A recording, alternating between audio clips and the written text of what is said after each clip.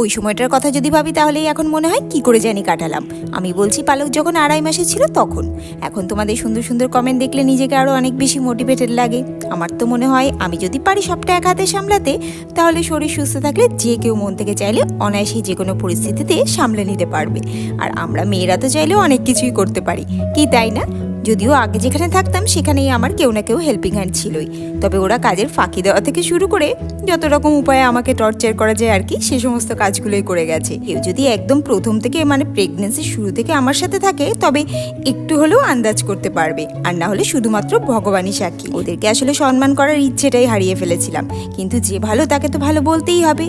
ভালো বলতে একটুও কৃপণতা করি না, কিন্তু এবারে যেই মাসে আমাকে হেল্প করতে এসেছে ভীষণ ভালো মানুষ, আর কাজও খুব পরিষ্কার। সন্ধেবেলাতে আজ ছোলা আর মুগ ডাল মাখা বানিয়েছিলাম, দিয়েছিলাম পেঁয়াজ, শসা, কাঁচা লঙ্কা কুচুন ও চানাচুর, অল্প নুন, লেবুর রস আর সর্ষের তেল। ভীষণই হেলদি একটা স্ন্যাক।